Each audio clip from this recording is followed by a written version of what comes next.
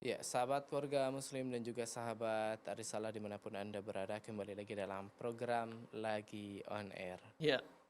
Kita akan lanjutkan Mm-mm. pembahasan mengenai ada penelpon. Nah, Kita angkat dulu sebelum ya. kita lanjut pembahasan ya. Masya Allah. Halo, Ya, halo, assalamualaikum. assalamualaikum. Halo, Halo, assalamualaikum. assalamualaikum. Waalaikumsalam. Ya, Iya, dengan siapa dan di mana? Aisyah, Mas. Iya. ya silakan Baik, pertanyaannya. silakan pertanyaannya. Iya. Assalamualaikum, Bapak. Waalaikumsalam Waalaikumsalam warahmatullahi wabarakatuh. Saya mau bertanya pembahasan yang dulu yang tentang membungkus mayat. Mm-mm. Iya. Sepertinya ada kesalahan apa yang saya lakukan. Mm-mm. Kan saya ini Bapak, waktu itu kan saya datang ke tempat sebuah desa. Di sana ada yang meninggal. Mm-mm. Setelah itu kan kalau di desa itu ada yang mengurus jenazahnya kan sendiri. Iya. Mm-mm. Nah setelah itu dia itu meninggal, orang yang mengurus jenazah itu. Mm-mm. Lalu diganti dengan seorang pemuda. Mm-mm. Sedangkan seorang pemuda itu tidak bisa membungkus mayatnya gitu. Lalu kok desa itu disuruh oleh orang kampung situ, oleh ibu-ibu juga, oleh Mm-mm.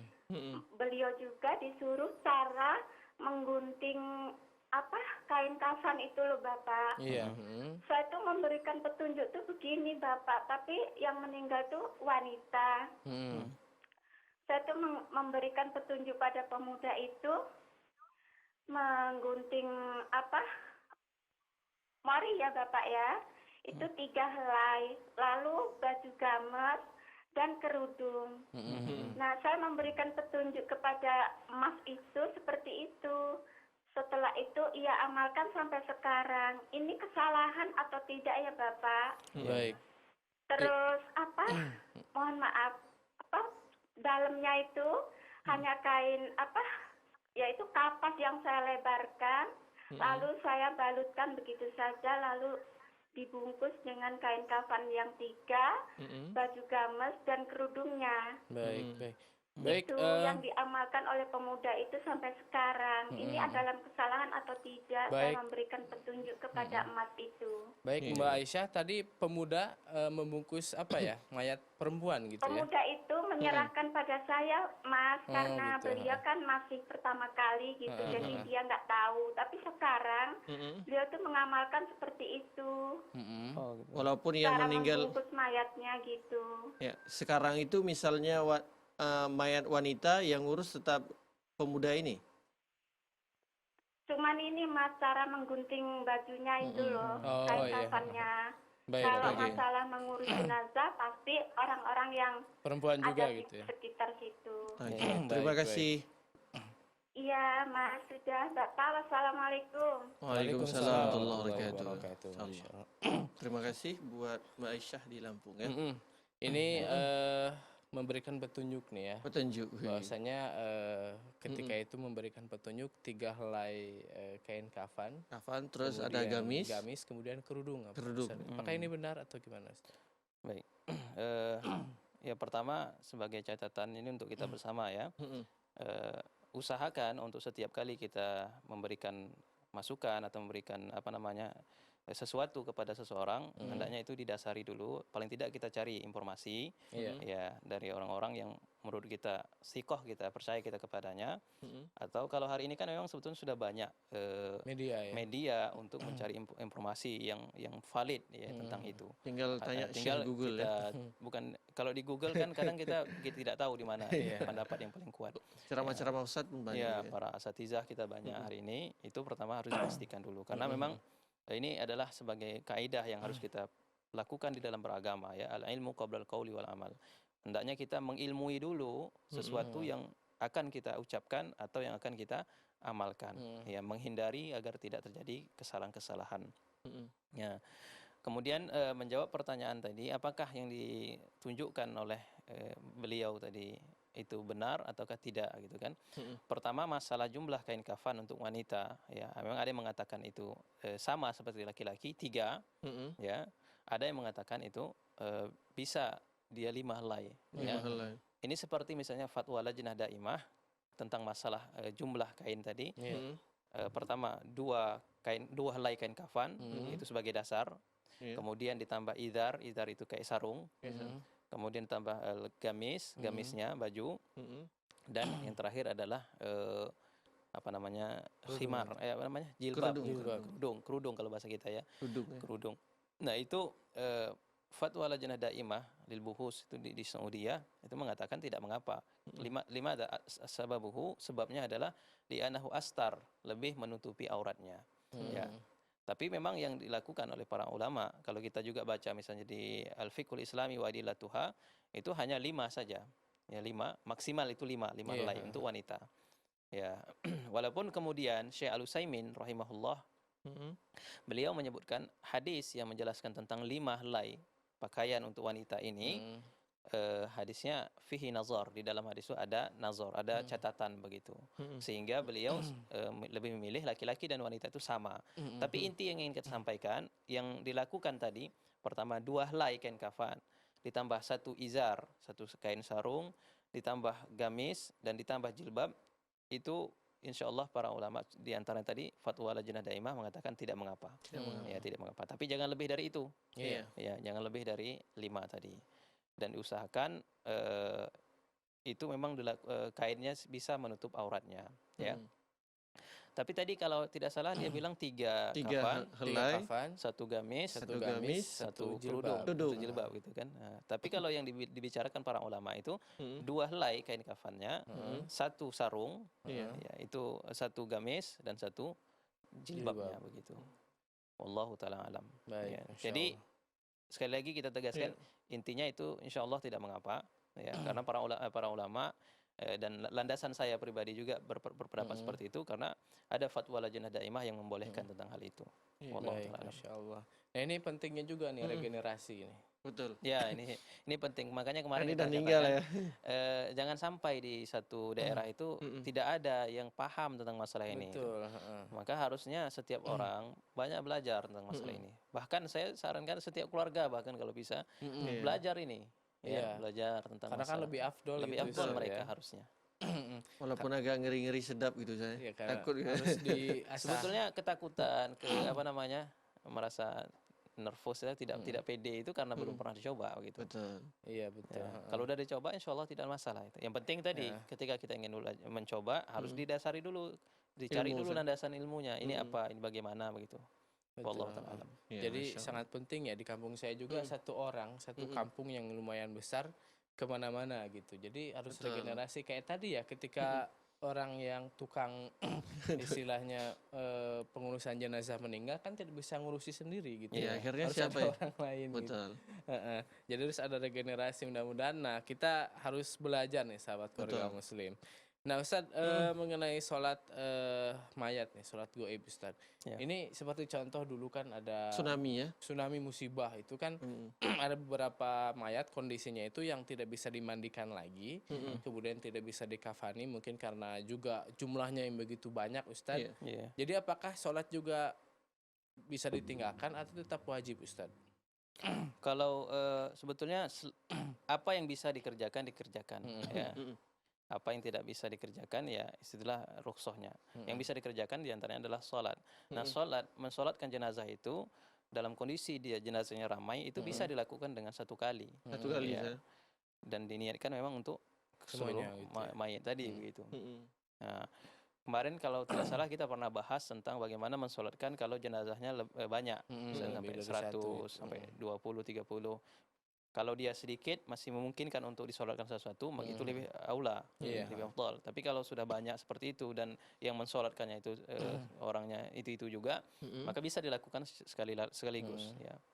Boleh dilakukan sekaligus. Tinggal posisinya itu apakah dia dideretkan berpanjangan ke depan, ataukah dia bersaf seperti itu. Nah, itu kilahuma jaiz insyaallah diperbolehkan. Baik. Berdasarkan referensi yang saya baca begitu. Ya, Masya Allah. Jadi untuk sholat ya sebaiknya tetap dilakukan disolati. Baik Ustadz ada penelpon. Iya. Nah, kita angkat kembali. Terlebih dahulu. Halo, Assalamualaikum. Halo. Halo, assalamualaikum. Waalaikumsalam warahmatullahi wabarakatuh. Baik. Ya, dengan siapa dan di mana? Waalaikumsalam warahmatullahi wabarakatuh. Ya, dengarkan kita Ibu melalui telepon saja. Dan Ibu Fatma di Kepulauan Meranti. Ya, Baik. Ibu Fatma. Silakan Bu Fatma pertanyaannya. Silakan Ibu. Assalamualaikum warahmatullahi Ustaz. Waalaikumsalam Warahmatullahi warahmatullahi wabarakatuh. Assalamualaikum Ustaz. Ya, Ibu mohon dengarkan kita melalui telepon saja dan mengecilkan volume Ini televisinya. melalui telepon Ustaz. Iya, Ya, baik. silakan. Silakan Ibu Fatma. Jadi Ustaz, saya mau nanya masalah memandikan jenazah tadi ya Ustaz. Iya. Kan sesudah dimandi, jenazah itu sesudah dimandikan, Mm-mm. jadinya apa perlu setelah mengambil air wudhu itu, setelah jenazah itu sudah bersih dimandikan, diambilkan air wudhu itu. Mm-mm. Jadi ada saya lihat tuh pembilasan yang terakhir sekali dengan air kapur barus. Apakah memang begitu Ustaz? Iya. Iya. Nah, itu dia yang pertanyaan saya Ustaz. Ya, Assalamualaikum warahmatullahi wabarakatuh. Waalaikumsalam warahmatullahi wabarakatuh wabarakatuh. ya. Baik. Terima kasih buat Ibu Fatma nih di Iya. Kepulauan Meranti ya. Baik, pertanyaan agak mundur ya tentang Agak mundur, memandikan ya. Ustaz. Iya. Flashbacknya jauh ya. Ketika sudah dimandikan, sudah bersih. Tadi urutannya pertanyaan apakah benar. Ketika sudah dimandikan, Iya. kemudian diwudukan, Diwudukan. kemudian bilasan terakhir menggunakan air air kapur. kapur gitu. Ustaz. Iya. Ini bagaimana nih? Yang benar adalah diwudukan lebih dahulu sebelum dia setelah dibersihkan tadi kan. Kemarin kita jelaskan setelah setelah diistinjakan, kotoran-kotoran dibersihkan, baru diwudukan. Ya, diwudukan, setelah diwudukan baru kemudian dimandikan. Dan tidak ada diwudukan kembali pada bagian terakhir gitu kan.